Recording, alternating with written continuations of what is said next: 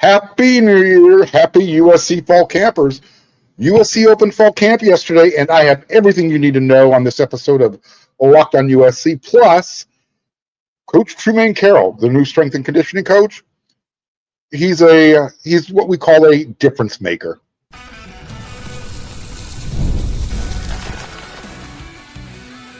You are Locked on USC, your daily podcast on the USC Trojans, part of the Locked On Podcast Network, your team every day.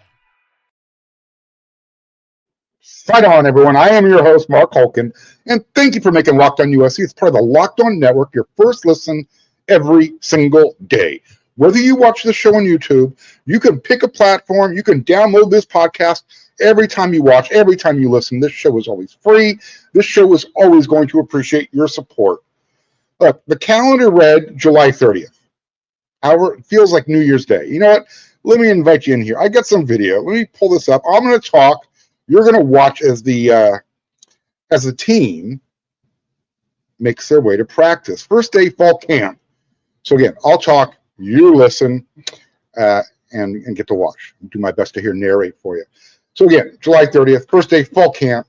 Feels like New Year's Day. Opened up early Wednesday morning.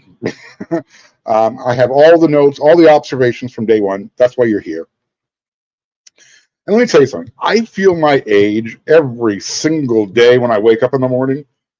Whenever I have to pull myself out of bed, I find a new ache and pain. Like, oh, yep, you're that old, Mark. You can feel it.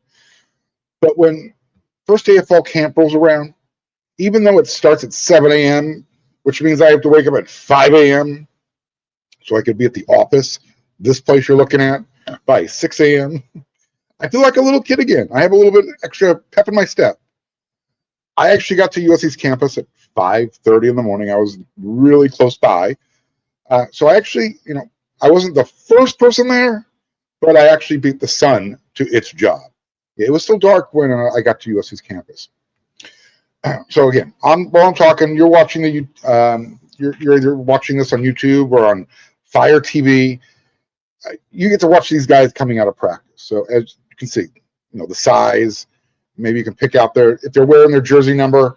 Look up their roster. You can put the name to the face.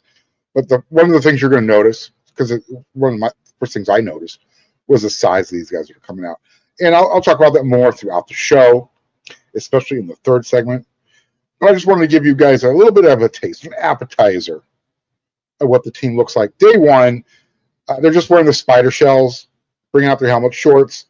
Nothing too extreme. They got to, get acclimated before they can put on the actual, pads and start hitting people. So again, shorts and shells. Offense is in special teams. They're wearing the cardinal color jerseys. Whenever USC plays a home game, that's going to be their practice gear. Defense wears the white. So yeah, in 1 month, 30 days, USC kicks off against Missouri State. So beat the Bears. There's Kobe Pepe, no neck. Man, he just looks like a nose guard.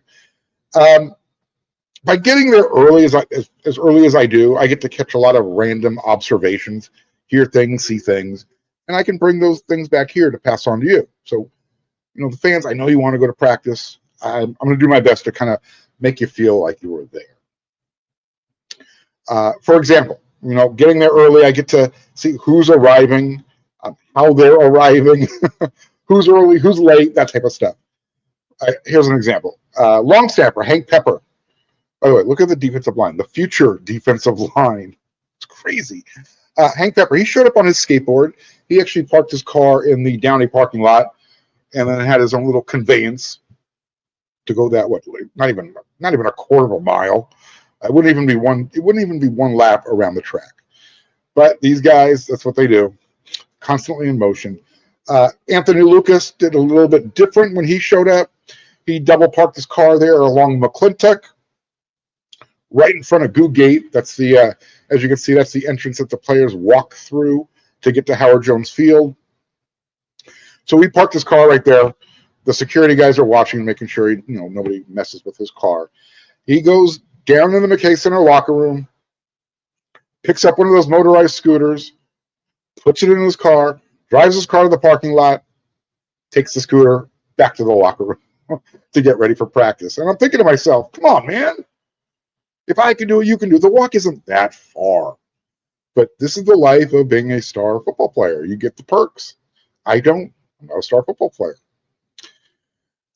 Again, the sun, it's starting its day now. By the time things are rolling, it's a little bit after 6, getting close to 6:30 in the morning.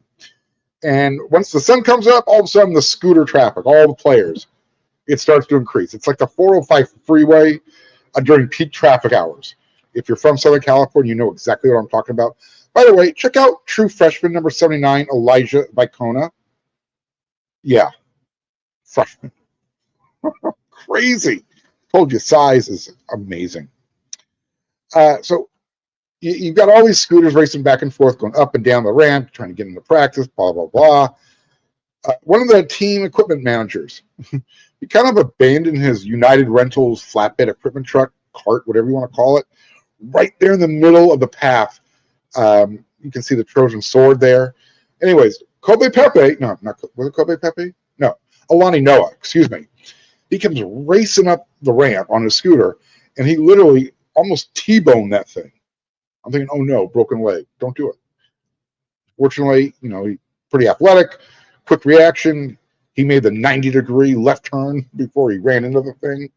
That's Erwin Taomi, backup offensive lineman, number 65.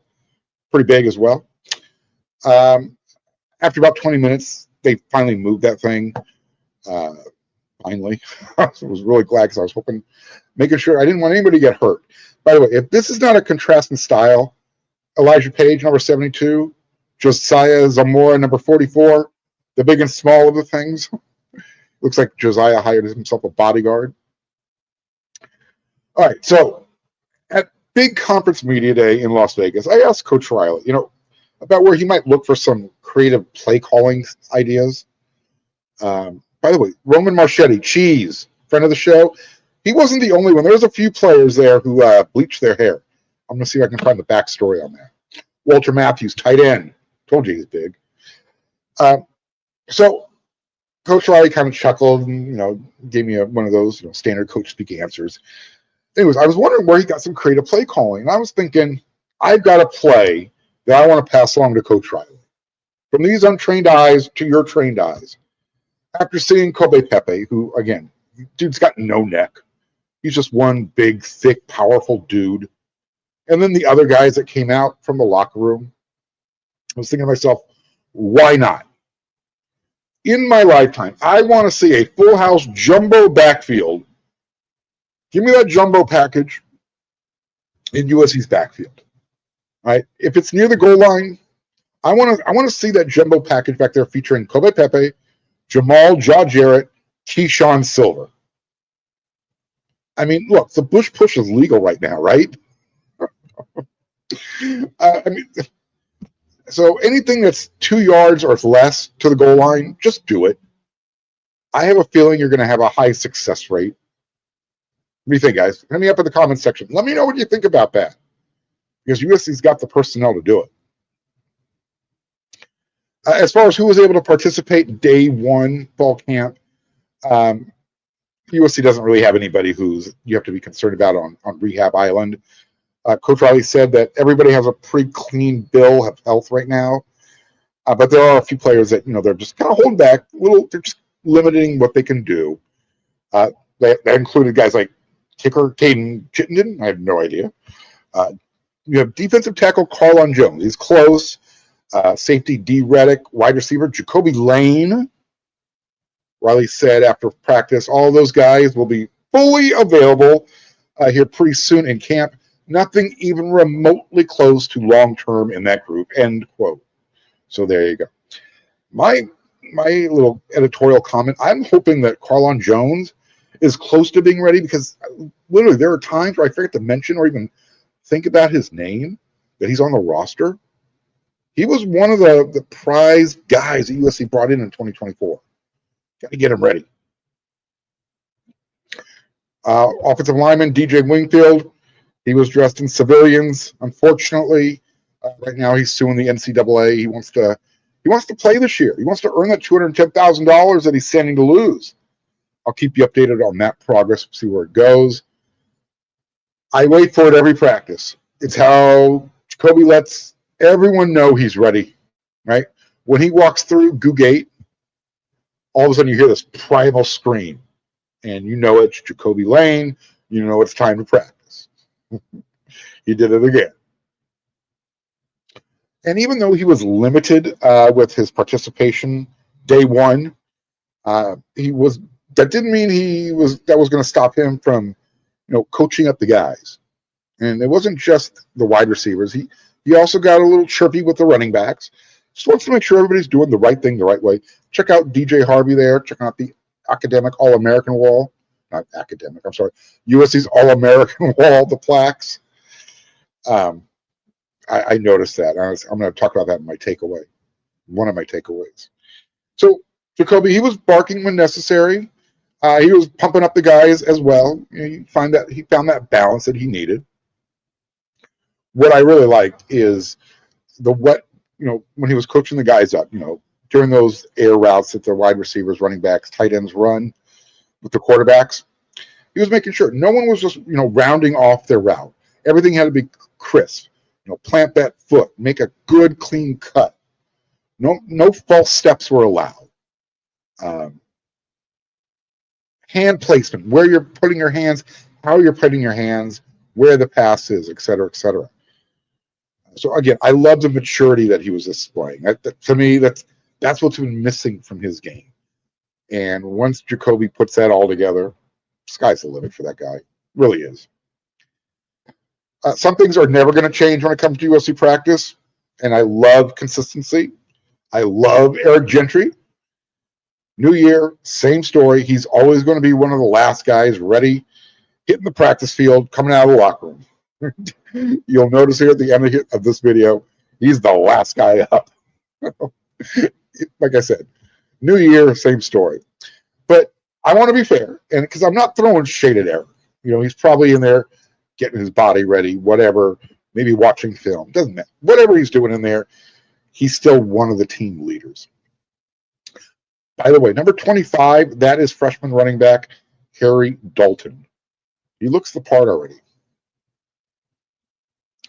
So again, back to Eric Gentry. To be fair, Eric, even though he's one of the last guys into practice, he's typically one of the last guys to leave practice as well. So today, in fact, before he left the field, after practice, he and fellow linebacker Elijah Newby, they were having some fun with the ice, throwing it down each other's backs, cooling each other off. And here's a really cool little note. At the end of the day today, after practice, USC put out a news release. Eric Gentry, yeah, he found himself on the Butkus Award watch list. So one of the top linebackers in the country, Eric Gentry, he's on that list. As I was watching practice, I don't think we're going to get a whole lot of Coach Rob Ryan mic'd up this year. And that's probably because you don't want to be the person to have to edit that video, that audio. There's going to be a lot of bleeps. You got to hit that bleep button a lot. During each, I think it was literally during each drill, each repetition, he was offering his, finger quotes, vocal encouragement, lots of F words, F bombs. I was loving every one of them, every single one. It worked for me. I had no problem with it.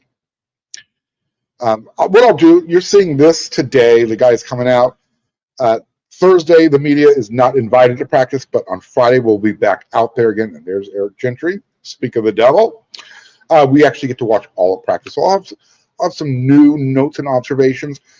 But what I'll do, when I can film, I'll show you the guys going through their drills, what we're allowed to film.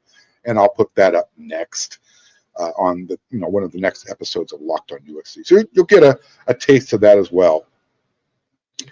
But when I was watching the linebackers, one of the things I noticed, it was, the guys were squaring up with the sled, pounding on it, tossing it aside, and then, doing that form tackle, wrapping up the rolling donut, taking it to the ground. And that's where you'd get the vocal encouragement from Coach Rob Ryan. We also got to see those guys working on their backpedaling skills in the pass coverage. And then they were kind of flattened out into, going wide and into the flat as if they were covering the zone. Mason Cobb, he was checking out practice. I asked Coach Riley afterwards, hey, is he kind of here on a tryout for a graduate assistant? And, Coach Riley's like, hey, you know what? He'd be a really good one, but he's still chasing his professional dream right now. So we'll see. We'll see. It's always nice to see the former players come back. One of the first things that really grabbed my attention when the media got the signal to come on in for the viewing portion of practice, team conditioning warm-up lines. It's different. It's not a big difference. I'll go over more of that in the next segment when I talk about Coach Trumain Carroll. I'm already running out of time here in this segment. Real briefly, Doug Belt was teaching the guys, hey, last year we didn't create a lot of turnovers. Let's work on stripping the ball. So they had that drill going on. Coach Trovan Reed with the cornerbacks, he was making sure when they were doing backpedaling, the guys had their feet and their eyes in concert with each other, each step. But again, day one, it was actually a short practice. I was over by 8:45, started at 7. I mentioned day 2, closed to the media. Day 3, be back there again. Full practice, we'll see what happens. So stick around. I got more to talk about here on this episode of Locked on USC. I'm going to tell you about Coach Trumain Carroll and his impact in the next segment. And then in the final segment, I'm going to give you some of my takeaways. Some really interesting stuff going on out there. I think you're going to enjoy it.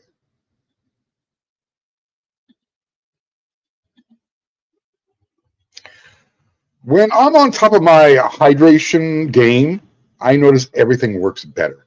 My energy, my mood, my focus, even my skin. But getting enough fluids every day isn't always easy for everyone.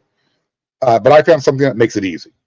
It's called Drip Drop. Drip Drop is doctor developed, and it's scientifically proven for fast hydration. It uses the perfect balance of sodium electrolytes and the glucose to help your body absorb fluids quickly, delivering 3 times the electrolytes and half the sugar of the leading sports drink.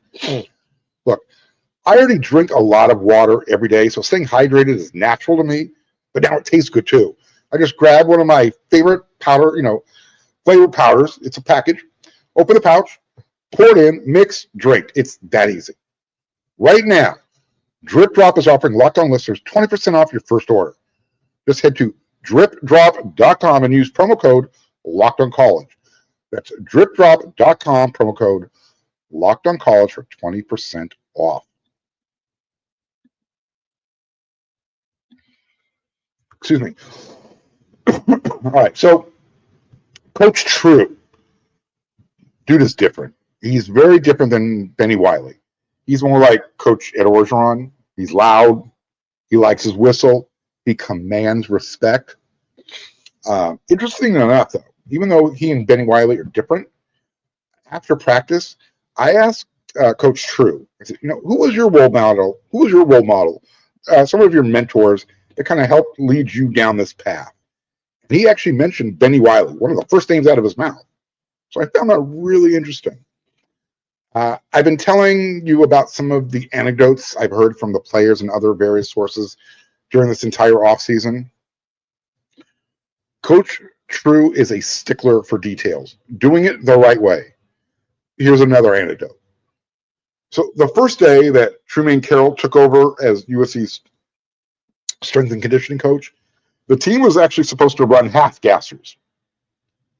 Well, he didn't like the way they were warming up, so they never made it to the actual workout. And his reason? For the simple reason that how you do one thing is how you do everything. That workout was a warm-up. Learning a standard when it comes to how we warm up for 1 full hour. Then because of compliance, we had to cut the workout at that point. But I think they got the message because they responded well the next day. I actually asked him a couple questions after practice. Both of his answers were home runs. Yeah, I mean, knocked them out of the park. I asked him about his trust and respect value system. He gave a really nice answer. You can check it out. I got the video up there over there at WeAreSC.com, where I'm working when I'm not here at Locked on USC. He said, look, it's not just about football 24/7, 365. Parents want their young men developed. into good, good men, and into good people, not just football players. So, respect was making sure that he talked about respect, making sure he and his staff, knew everyone's name on the first day. So that's how you build that trust. He said it's easier to earn someone's trust and respect when you respect them enough to know their name, not to say, hey, you do that better. So he was making some really good points. He's a quote machine, by the way. The one answer that really caught everyone's attention, I asked him the question, and look, everyone's actually been tweeting about it on X or other social media platforms. Other shows are using it because it was such a great answer. I think every USC fan's going to go, that dude gets it. When you hear people say he gets USC, well, okay, here you go. So I asked him about the Coliseum run. One of those fitness tests, stamina tests that every player on the roster has to complete. If you guys remember back in June in the summer, I spoke to Sam Heward at the Elite 11 finals, and he told me that the team had to earn the right to run the inside stairs at the Coliseum, all of them. So I asked Coach Carroll about that. He said, you have to set the policy that the team had to earn the right to run the stairs inside the Coliseum. And he said, it's such a sacred place. I didn't want to disrespect it by coming in before we were ready. So that's the short answer. So you can hear it in his own words. Positions in here within the training, but nothing can replicate football. So that really is going to come down to how well they prepare and attack this fall camp. During the summer, a couple of players were talking about how they had to earn the right to run the stairs inside the Coliseum. What were you looking for? I mean, I went to the Coliseum for the first time, and when I walked in for the first time, I'm like, wow, it just took my breath away. And so we're scouting out places to run or whatever, because we're gonna run stairs on Friday. We're gonna have RIP leg day back in the weight room. Just I don't know, man. Just thinking back to the days when we trained back when I was a player. Like I remember just that gave us that edge. And so walking into the college, I'm like, wow, this is such a sacred place, man. I don't want to disrespect it by coming in there before we ready. So I want to make sure that we run the steps outside so that we earn the right to go in there and represent USC when we set foot in the college. Can you tell us about? All right, so there you go. There's the complete answer. It's about respecting a sacred place. And he's right. The Coliseum is a very special place. And he was teaching, everyone on the team, respect your house. Show it the respect it deserves. So again, the guy, I think he practices each quote that he wants to use during that day. Another one he brought up, he said, you can't get rid of a problem, but you can upgrade a problem. His point was great when you think about it. He says, not all problems are equal. You get rid of one, you go after another one, maybe a bigger one, and you fix that one. And then you move on to the next one. You're always looking, start small, work up. I love it. Coach True is so well respected within the industry as well. Even his assistants, they're former directors of strength and conditioning programs themselves. So when you have guys who are willing to subjugate themselves, set their ego aside to help, you've got a great team. And believe me, don't think for a second the players aren't being made aware of that. He also said, look, I'm not here to change anything. I'm here to enhance. I'll tell you right now, he's already enhanced my view of on Lincoln Riley hiring him. This is an A+. And now check this out. If the team is stronger and can survive their fourth quarter leads, again, just another impact on the program. So boom. Yeah, baby. Coach True, he's the dude. And I'm happy he's part of the program. I'll keep you guys updated on everything that I see from him, more quotes, but this is the first time we got a chance to talk to him.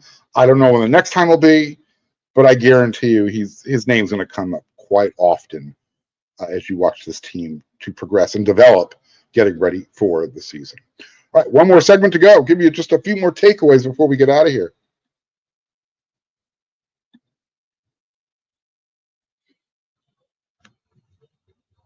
So here's an interesting news tidbit. USC hired another staff member, Adrian Klemm. Any of you who have followed college football recruiting, you recognize the name. He was hired as an analyst who's going to work on the defensive side of the ball this year. Klemm coached the offensive lines at UCLA, Oregon, as well as in the NFL with the Steelers and the Patriots recently. He's available right now. So even though he's a defensive analyst, Coach Riley said he wanted to bring somebody in who's kind of got an offensive background that can work with the defense to bring that perspective to it. So we'll see how that works out. He'll be doing other things as well. He's going to have multiple task functions to do. But he can't recruit off campus, but he knows the ropes. He knows the game. And we'll see what kind of impact he can have with USC recruiting. He goes back to the B2G days. That's how Gavin Morris got his start, shagging balls. So these guys were part of the whole, grassroots football thing, 7-on-7. I think this is a really interesting move on USC's part because he's got a past history. He's got a little bit of history with the NCAA. He's known to push the envelope. But you know what? I think with USC bringing him on, it shows that whatever USC's, brain trust thinks the program needs to be successful, they're going to go out and get it. It doesn't matter. So USC staff just got bigger, got better. Take advantage of everything you can. And I'm sure, folks up at Oregon and maybe down at UCLA and other programs are going, all right, USC looks like they're pretty serious about football again. It's hard to deny it, right? Another takeaway I have from day one. Wow. As I mentioned, the size. Hold on a second. Where'd I go? Here we go.